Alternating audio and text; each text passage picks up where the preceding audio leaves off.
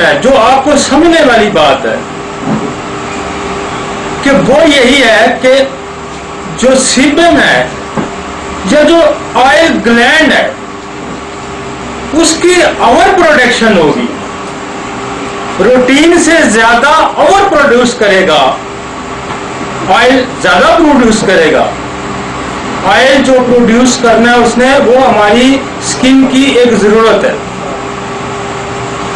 जो हेयर वहां से निकलता है उसकी भी लुब्रिकेशन की जरूरत है, वैसे भी स्किन के लिए ऑयल की लुब्रिकेंट रखना उसका जरूरी है। लेकिन जब एक्सेस से निकलेगा, अब मैकेनिज्म जो आपको समझ आ गया कि ये जो ऑयल ग्लैंड है इसकी सिक्रीशन अगर जरूरत से ज्यादा होगी तो पिंपल या एक्नी बनेगा। ये बेसिक बुनियादी तौर पे साइंटिफिकली जब आप किसी से डिस्कस करें पढ़े लिखे आदमी से, तो वो आपकी बात से मुतमईन हो। जो मैं आपको समझाने की कोशिश कर रहा हूं कि वो आपकी बात से सेटिस्फाई हो कि इस बंदे को पता है कि एक्नी होती क्या है। हाँ, ये मैं जी एक्नी का इलाज जानता हूं, वो कहेगा जी एक्नी बनता कैसे है, तो फिर आप जो है ना वहां खामोश हो जाते हैं। जी मैं सोराइसिस का इलाज जानता हूं, वो कहेगा जी सोराइसिस होती क्या है, आप वहां खामोश हो जाएंगे। ये जो लेक्चर है इसका मकसद ये है कि आप मैकेनिज्म डिजीजेस के को समझें, आप कंसेप्ट को समझें, आपके कंसेप्ट क्लियर होने चाहिए।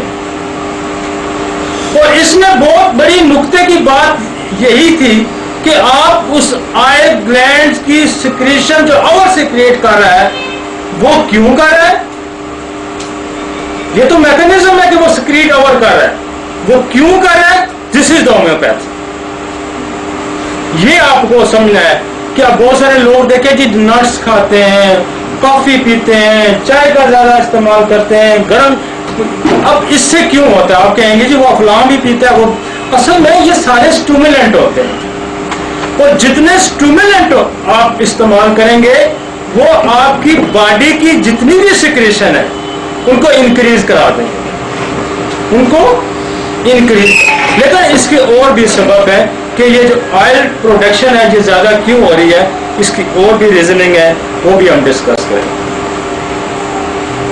मैं जो वो लेक्चर दे गई थी, आप पूरे लेक्चर को मत याद रखें, ना आपसे याद रहता है, या जो सारा रख सकते हैं वो जरूर याद रखें। लेकिन कम से कम ये जो एक लाइन है ना कि इसको हार्मोन्स, मेल हार्मोन्स इसको स्टिमुलेट करता है और ऑयल की प्रोडक्शन को इंक्रीज करता है। तो जब इंक्रीज होगी तो वो जो पाथ है, जो वो रास्ता है, उसको वो बंद करेगा, वहां कीचड़ कर देगा, वहां गंद कर देगा, उसको वो बंद कर देगा। और जो बंद कर जाएगा तो वहां इंफेक्शन फैलेगा, वहां बैक्टीरिया आएगा, वहां पिंपल बनेगा। ये इतना सारा, ये जो 40 मिनट का उन्होंने लेक्चर दिया, कम से कम ये आपको इतनी 2 लाइनें तो आपको याद रहनी चाहिए। और मेरा ख्याल ये भूलने वाली कोई बात नहीं। जितना मैंने आपको कहा था सोराइसिस का इतना तवील लेक्चर है, आपने सिर्फ इसका ये मैकेनिज्म कि स्किन टूटती है महीने बाद, स्किन टूटती है 2 दिन बाद, इसको आपने याद करना। तो इसमें भी आपने इतना ही याद करना है कि मेल हार्मोन्स के ज्यादा होने की वजह से ऑयल ग्लैंड ज्यादा प्रोडक्शन देनी शुरू करता है, तो उसकी प्रोडक्शन ज्यादा होने से जो पाथ है वो क्लियर नहीं रहता, उसमें ज्यादा ऑयलिंग आ जाती है, और ज्यादा ऑयलिंग होने की वजह से वहाँ इन्फेक्शन का इतमाल हो जाता है, लिहाजा वहाँ पिंपल्स बनते हैं। और जब तक आप इसको कंट्रोल नहीं करेंगे, इसीलिए मैं अक्सर मना करता हूँ कि कभी भी पिंपल्स पे लोकल एप्लीकेशन ना करें। उसकी वजह ये होती है कि वो सप्रेस हो जाता है, सप्रेस होता रहता है, तो वो फिर अजीब व गरीब स्किन की शक्ल अख्तियार हो जाती है, 2-2, 3-3 लेयर्स वहां बन जाती है। तो बेसिकली उस कॉज को समझ के उसको ट्रीट करना ही हमारे लिए सूदमंद है, और यही तरीका इलाज है। और धारी तलवारें हैं, इसका रुख इधर भी हो सकता है, इसका रुख इधर भी हो सकता है जो रुख आप चाह रहे हो वो आपको ना मिले, हो सकता है जो रुख आप चाह रहे हैं वो रुख आपको ना मिले। लिहाजा जो आप चाह रहे हैं, अगर वो चाहते हैं कि मुझे पल्साटीला से वही कुछ मिले जो मैं चाहता हूं, तो फिर हमें कुछ और करना पड़ेगा, फिर हमें थोड़ा सा कुछ और समझना पड़ेगा। साइकोटिक है, अगर साइकोसिस है और आप ये चाह रहे हैं कि मैं काम पल्सर से क्लैरिटी का लूं, उससे ऑब्स्ट्रक्शन रिमूव करूं, उससे सप्रेशन दूर करूं, लेकिन याद रखें कि अगर मरीज साइकोटिक है, उसके अंदर गोनोरिया है, तो फिर आपको पल्सर देने से पहले मेडोरिनम और थूजा का इस्तेमाल करना पड़ेगा, फिर ये क्लियर कर देगी आप। अदरवाइज ये बैक भी मार सकती है, ये बैक फायर मार सकती है, ये ध्यान में रखना, क्योंकि इसका अपना कोई सपोर्ट नहीं है इसके पास। ये भागेगी दाएं या बाएं, भागेगी जरूर, ये इसकी नेचर है। इसने लेफ्ट राइट फ्रंट बैक होना है। जब आप इसको अप्लाई करेंगे तो इसने क्या करना है, लेफ्ट होना है, राइट होना है, ये अपनी जगह पे नहीं ठहरेगी। ये मैं क्लियर करना चाहता हूं कि ये अपनी जगह पे नहीं ठहरेगी, इसने हरकत करनी है। अब हरकत इसकी दुरुस्त हिम्मत में आपने लेनी है। अब पल्सर टीलर को ब्लेम नहीं कर, मैं सारी स्टोरीज के पीछे बयान कर रही हूं कि ये सप्रेस होती है, ये दबती है, इसीलिए लोग इससे वो काम नहीं ले सकते जो डॉक्टर अली ने लिया।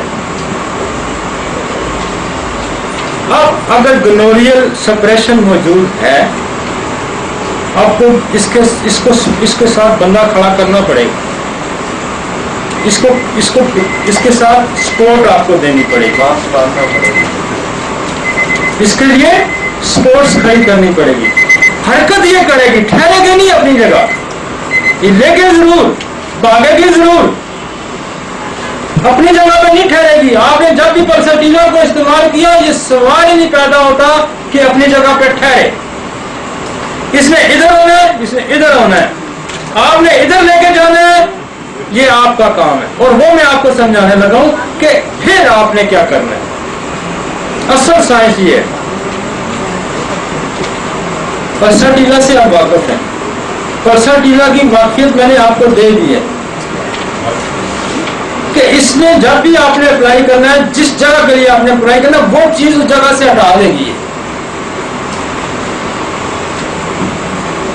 लेकिन हटा के किधर लेके जाएगी इसका जवाबदार मैं नहीं हूं। असल साइंस जो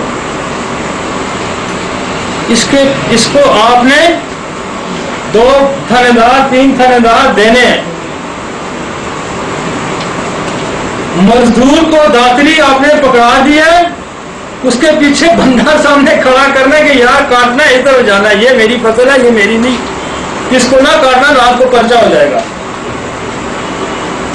डायरेक्शन आपने देनी है, फसल इसने काटनी है, चाहे अपनी काटे चाहे लोगों की काटे। लोगों की काटेगी तो मार पड़ेगी।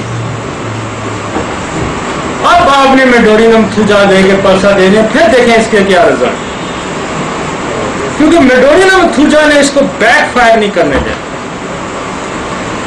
ये है प्यादा, this is the not a king,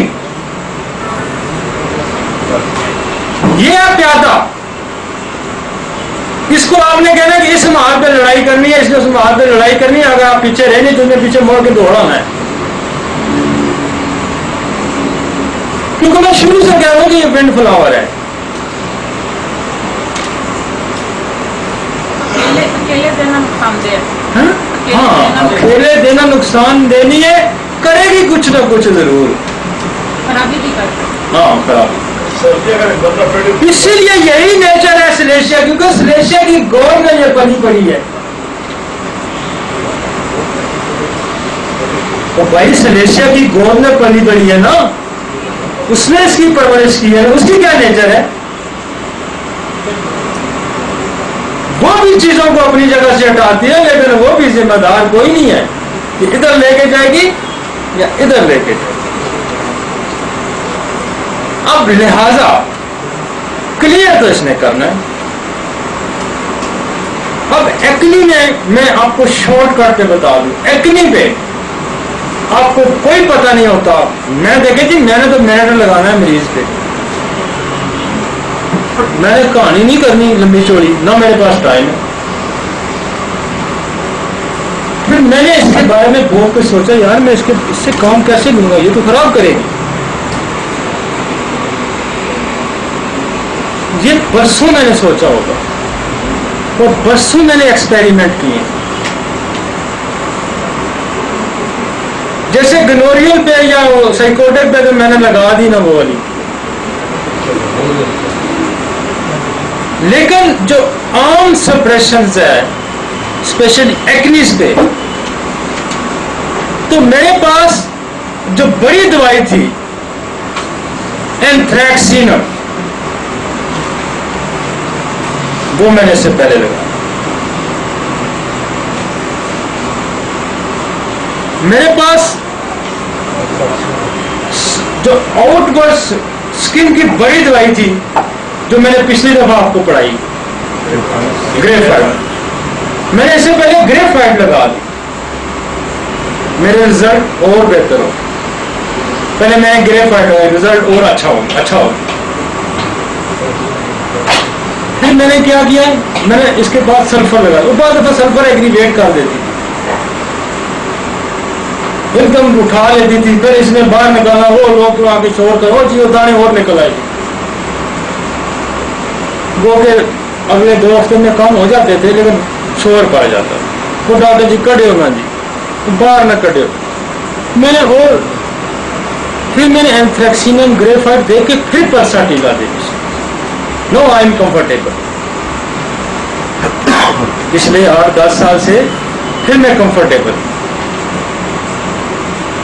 मैंने बेतहाशा नाम सुना था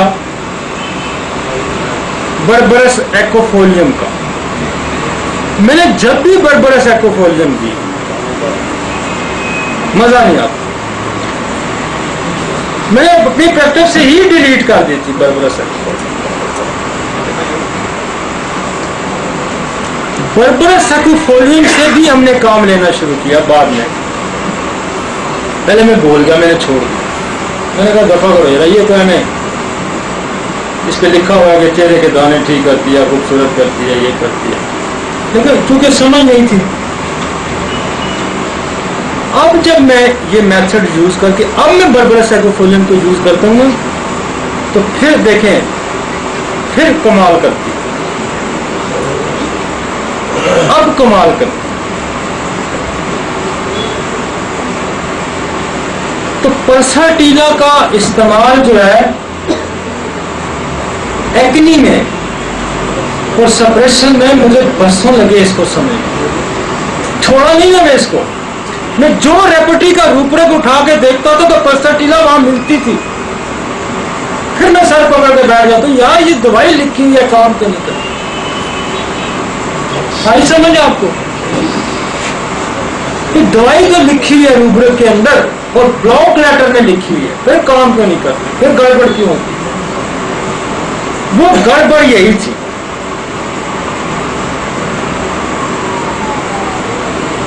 तो अब मैं ऑब्स्ट्रक्शन रिमूव करने में, अब मैं एक्नी में, खुदा का शुक्र है कि हमारी दस्तरस है, इस पर हमारा हाथ पड़ता है। तो मुझे यूं लगता है कि जैसे मैं डिस्प्लिन लिखता हूँ, मुझे यूं लगता है जैसे मैं पैराडोल लिखता हूँ। मैं तो एक क्वेश्चन नहीं करता भाई,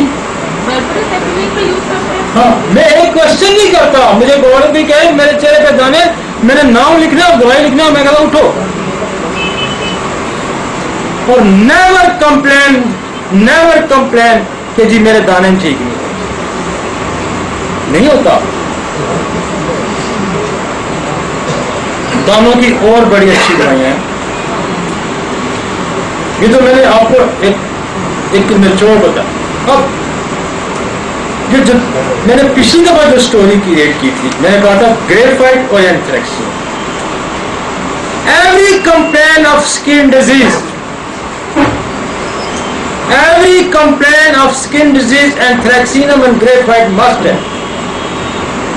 चाहे वो पिंपल्स है, चाहे वो सोराइसिस है, चाहे वो एक्थायोसिस है, चाहे पस्टूल्स है, चाहे एरिस्पेलिस है, चाहे क्रस्टी है, जो भी टाइप ऑफ स्किन की डिजीज है,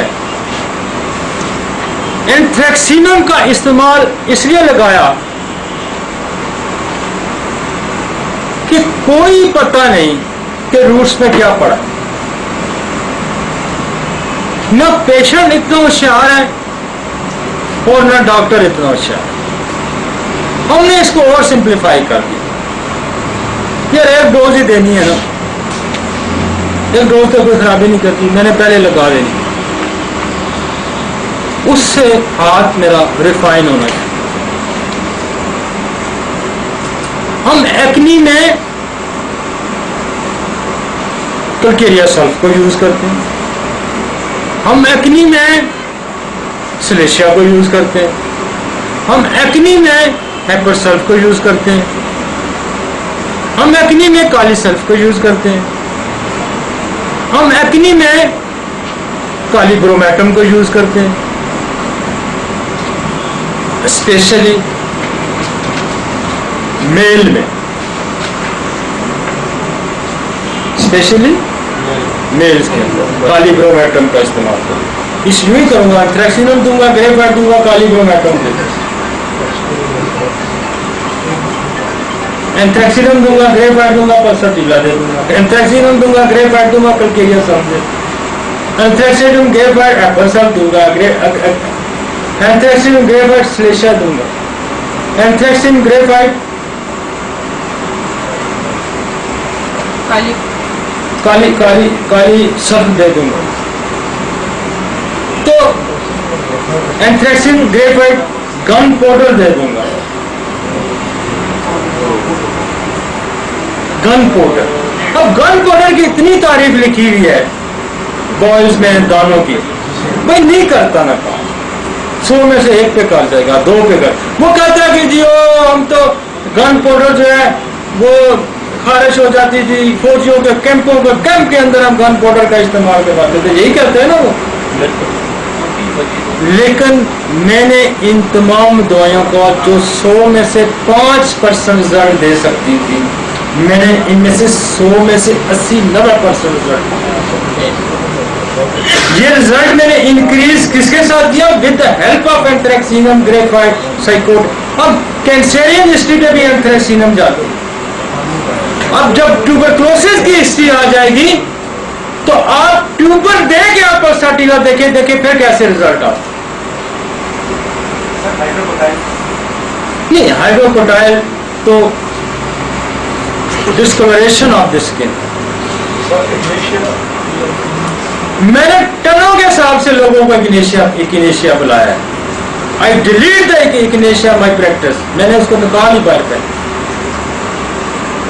बुला के मदर टेंशन में मैंने देश का आशा लोगों को बुलाया। इकिनेशिया इज नॉट बोल एक हद तक 100 में से 5%, 2%। देखिए हम आए कंपटीशन में, हमने तो ऐसे फायर मारने हैं कि जो फायर मिस ना हो। मरीज आए, दवाई खाए तो ठीक हो, ट्रायल पे नहीं। ट्रायल पे हम नहीं चल सकते, ये मेरा एक्सपीरियंस है ना। तो मैं अपना एक्सपीरियंस लोगों को शेयर कर रहा हूं, मैं अपना एक्सपीरियंस लोगों को शेयर कर रहा हूं, इसलिए कर रहा हूं कि मैं ये चाहता हूं कि मेरी होम्योपैथी फैले, मेरी होम्योपैथी फैले। मैं रेवोल्यूशन लाना चाहता हूं और मेरा रेवोल्यूशन उसी सूरत में आएगा कि मेरा हर क्लिनिक जो है वो रिजल्ट प्रोड्यूस करे। मेरा हर क्लिनिक रिजल्ट प्रोड्यूस करे। मैं आगे भी दिन को मेरी बात की कि मैं मीडिया पे ब्रेक करूं कि मैंने ये डिजीज मेरे पास इसका इलाज है। वो यार मेरे पास है ना, मैं कितने पाकिस्तान के मरीज देख लूंगा? मैं 10,000 मरीज देख सकता हूं, मेरी कैपेसिटी नहीं है ना भाई। रेवोल्यूशन की सूरत में आ सकता है कि मेरे सारे डॉक्टर इतने मरीज देखें, फिर रेवोल्यूशन आ सकता है ना। एक अली क्लिनिक चलने से रेगुलेशन नहीं आएगा, ये मैं आपको मैं ये बात जानता हूँ। मेरा क्लिनिक चलने से इनकलाब होम्योपैथी के अंदर नहीं आ सकता। मैं इसको डिलीवर करने का मतलब यह है, मैं अपनी फीस कम रखने का मतलब यह है कि मैं हर बंदे की एक्सेस में आना चाहता हूँ। मुझे आपको बताने का मकसद यह है कि मैं इसमें रेगुलेशन लाना चाहता हूँ, तब मैं आपको बता रहा हूँ। मैं कमीना हूँ कि अगर मैं कमीना हूँ, मैं कमजोर हूँ, तो मेरी तो प्रैक्टिस चल रही है भाई। मैं रेगुलेशन नहीं ला सकता उस सूरत में, मैं तब्दीली नहीं ला सकता अगर मेरी ये सोच है। क्योंकि अगर मैं तब्दीली नहीं लाता तो मेरे वजूद का या मेरे बाद जो जिंदगी है, मैं कल बाहर निकला हूँ, परसों की बात है, रात को बंदा बाहर खड़ा कहता जी मैं बड़े अरसे से आपसे ये सवाल करना चाह रहा हूँ, और मैं चुप कर जाता हूँ। मैं कहा क्या? मैं ऊपर सीढ़ियां चढ़ रहा था, कहता जी मुझे बताएं आपके मरने के बाद हमारा क्या होगा। खुदा कसम से उसका ये सवाल था। कहता जी मैंने बड़ा हौसला करके आपसे पूछा, बुरा लगता है बंदा यार तू मर जैसे तो करके उसी। मैंने कहा यार मैं कोशिश करूं, मैं बहुत सारे बंदों को बता रहा हूं मेरे मरने के बाद तेरा कोई सबब हो जाएगा। कहता वाकई हो जाएगा? मैं कहा हाँ हो जाएगा। वो किसको मारी जाएगा ना डॉक्टर को? नहीं, वो उसका सवाल था ना। अब उसका सवाल बड़ा कि यार तूने किसी को ये बताया? उसका कहने का मकसद था कि तूने किसी और को बताया कि तू मर जाएगा तो ये सिस्टम तुम्हारे साथ ही मर जाएगा। मतलब इतना उसको था क्यास, वो कहता जी तेरे मरने के बाद क्या होगा वो बता के जा। कोई तूने औलाद में बंदा तैयार किया है, तूने फलां को। मैं कह यार मैं कोशिश करता हूँ कि जो मैं करता हूँ मैं लोगों को बता दूँ। तो रेवोल्यूशन तब आएगा। मुझे लोगों ने मैं आज स्टोरी ब्रेक कर देता हूँ। मेरे सारे दोस्त हैं मीडिया के, मैं बैठ के घंटे का इंटरव्यू छाड़ देता हूँ। यार लोग तो रश करेंगे ना, होम्योपैथी की तरफ रश करेंगे, यही बात है ना। जब पूरा पाकिस्तान पूरी दुनिया सुनेगी तो क्या करेगी? होम्योपैथी की तरफ रश करेगी, आगे से मिलेगा कख ना। तो कहेंगे ऐसा बकवास कर रहा है ये बंदा, झूठ बोल रहा है। मैं तो गया हूं तो मेरा तो कान दर्द भी ठीक नहीं हुआ। मैं इसलिए कह रहा हूं कि मैं ये चाह रहा हूं कि मैं इसलिए आपको बता रहा हूं कि ये हर जगह कुछ बोले, फिर सिस्टम में रेवोल्यूशन आ सकता, फिर सिस्टम में बेहतरी आ सकती। मेरा तो चल रहा है यार, मुझे क्या परवाह, मेरा तो चल रहा है। लेकिन मुझे ये खुदा की तरफ से ये पैगाम आता है कि जब तुम्हें पता है कि तूने मर जाना है, जब तुम्हारे पास ये इल्म मौजूद है, तो फिर तूने क्यों नहीं बताया? ये जुर्म में आता है ना। उसकी सजा मुझे खुदा ने देनी है जिससे मैं डरता हूं। मैं तुम्हें तो उसी वजह से मैं आपको बता रहा हूं। मुझे उसने अल्टीमेट किया, मुझे उसने बताया। सच्ची बात है कि मुझे फीलिंग आती है कि यार तूने नहीं ना बताया पुत्र, तू आसे तो मेरे कर।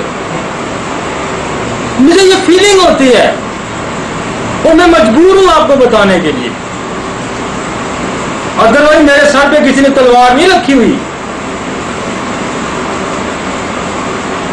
और वो कहता है कि अगर तुम्हें पता है, अगर तुम नहीं बताते, तुम्हें पता है मरी का रास्ता, और आपने किसी को नहीं बताया कि यार मरी का ये रास्ता है, तो मुजरम तो आप है ना।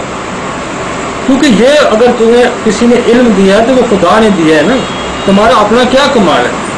मैं यार अभी बाहर जाके जब देखा हूं, तो जब बाहर मैंने जाके अभी देखा है, ये जो आप या 2 मरीज आप एम्बुलेंस पे थे, एक एम्बुलेंस यार वो कट्टा बच्चा है ना, जवान था, सेकंड तो उसको लगे नहीं है, खंबे से पोल से उतरा, नीचा दर्द उसका पैरालाइज करता है। मुझे अपनी क्या गारंटी है या आपको अपनी क्या गारंटी है? वो भी हमारी तरह इंसान था। 10 मिनट 5 मिनट पहले वो बिल्कुल ठीक था, गिरा है, पैरालाइज कर गया। तो फिर मैं इसको छुपा के ले जाऊंगा तो क्या करूंगा? मैंने जितने पे देखिए, इंसान की 2 जिंदगी हैं। एक जिंदगी उसकी जिस्म के साथ है, एक जिंदगी उसके कैरेक्टर के साथ है। ये जो जिंदगी उसकी जिस्म के साथ है, ये रूह के फारग होने के साथ ही फारग हो जाएगी और जो मैंने कमाया कुमाया वो लोग खा देंगे।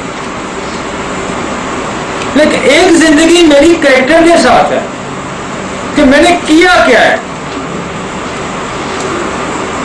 वो मुझे जिंदा रखे और वो आपको भी वही जिंदा रखे, आपको भी वही जिंदा रखेगा। This is the last lesson. और एक्ने का कोई सवाल है तो मुझसे पूछ सकते।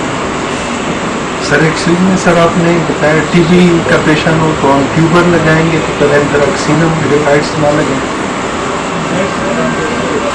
देखिए मैं ये बात बड़े अरसे से कर रहा हूँ और मैं आपको एक दवाई समझा देता हूँ और मैंने उस दवाई समझाने के बाद आपको बाकी असूल भी समझा दूँ कि ये दवाई ने ये काम करना है ताकि आपको ये फिलोसफी पता हो और अगर आप किसी को बताएं तो आप गलती ना करें। आप ट्यूबर दे के पल्सटीला भी दे सकते हैं, आप एंथ्रेक्सिनम ट्यूबर दे के भी पल्सटीला दे सकते हैं। अगर आपको ये वायमा है कि इसके पीछे स्टोरी में कुछ और पड़ा है या कोई इमरजेंसी है या कैंसरियन हिस्ट्री है, क्योंकि जो एंथ्रेक्सिनम है या जो कार्सिनोसिन है ये बेसिकली इमरजेंसी की टेंडेंसी को ब्रेक करती है। अगर जो बात कल होनी है ना वो आज ही ब्रेक हो जाएगी। ये जो सनबर्न होता है स्किन पे उसके साथ भी एंथ्रेक्सिनम और ग्रेफाइट लगेगा। सनबर्न सोल के साथ। हाँ सोल के साथ। एंथ्रेक्सिनम बेसिकली है तो ये तिल्ली का नसोल, तिल्ली के अंदर जो कैंसर था ना उसका नसोल, लेकिन प्रूविंग में आया कि इसमें स्किन पे बड़ा रोल है। बर्न में एंथ्रिक जलन, इसके अंदर जितनी भी बीमारी बर्न की मेडिसिन है, जलन की मेडिसिन जिनमें सेंसेशन है, बर्निंग सेंसेशन, वो एंथ्रेक्सिनम में कमाल ऊपर के दर्जे की। तो ये सोल से पहले लगेगी। सोल तो इससे पहले की दवाई है ना। सोल तो वो दवाई है जो सूरज की। तो सनबर्न में क्या करती है? सनबर्न में आप सोल दे के एंथ्रेक्सिनम दे सकते हैं। अच्छा बात ये दो। हाँ ये भी दे सकते हैं, आप कैंथरस भी दे सकते हैं, लेकिन सोल बड़ी सनबर्न की दवाई है।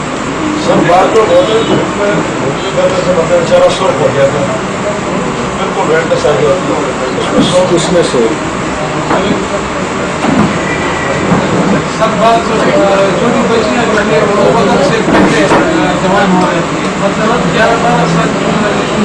असल में उसके पीछे देखिए जो वक्त से पहले जवान हो रहे हैं ना बेसिकली वो कोई स्टिमुलेंट यूज कर रहे हैं, वो स्टिमुलेंट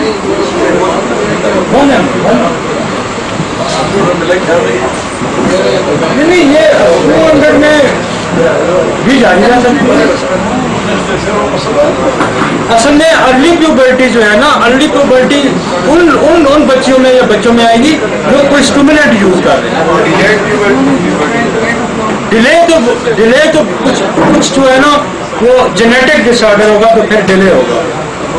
जेनेटिक डिसऑर्डर जो जेनेटिक डिसऑर्डर है डिले प्यूबर्टी आएगी, मतलब टीबी में डिले आ सकती है, कैंसर में डिले आ सकती है। वक्त से पहले मैं यही कह रहा हूँ कि वो कोई स्टिमुलेंट यूज कर रहा हो, उस स्टिमुलेंट को एंटीडोट करे तो उसको रोका जाए।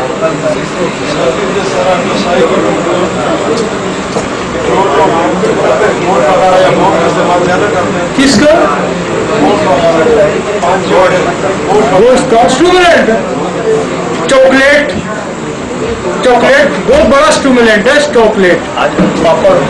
बहुत ज़्यादा और बच्चों में आजकल तो चॉकलेट बड़ी देखें, आज से 20 साल पहले कौन सी 30 साल पहले इतनी चॉकलेट खाई जाती थी, अब बस से चॉकलेट खाई जाती है।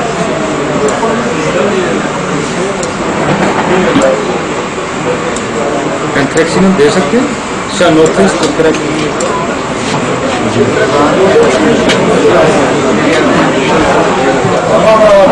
उसके वहाँ करेंगे ना जहाँ उसमें आएगा। वो एक बार जरा सुनते जाना, मेरी बात सुनते जाना। हेलो, एक मिनट बात सुनते जाना। हमारा जो अगला लेक्चर होगा जी, वो यहाँ नहीं होगा, वो इस्लामाबाद क्लब में होगा, और उसके लिए अल्लाह करेगा इंशाल्लाह। एक बात आपको मैं वो लोग जा सकेंगे जिनके हमारे पास लिस्ट में नाम होगी, क्योंकि क्लब में ये प्रॉब्लम है हमें कि वहाँ हमें नाम देने पड़ते हैं, और जिसके नाम होंगे हमारे पास लिस्ट में, हम उन्हीं को बतवा के लेके जा सकते हैं। तो वो काइंडली जिन जिन्होंने जाना होगा, मुझे कम से कम एक हफ्ता पहले हमें नाम रजिस्टर करवाएंगे, क्योंकि सिक्योरिटी पर्पज की वजह से क्लब में एंट्री नहीं देते, वो मुझे पहले नाम देने पड़ेंगे तो तब एंट्री हो। ठीक है जी। और दूसरा एक और भी बड़ा मसला होता है कि मैं बंदा 100 बुलाऊं तो वहाँ 200 पहुंचाऊं, तो वो भी बड़ा मसला होता है। ठीक है ना, क्योंकि हमने उतना ऑक्यूपाई करना होता है, 10, 20 तो 30 तो हमने गुंजाइश रखी होती है, लेकिन उससे ज्यादा फिर डिस्टर्बेंस हो। ठीक है,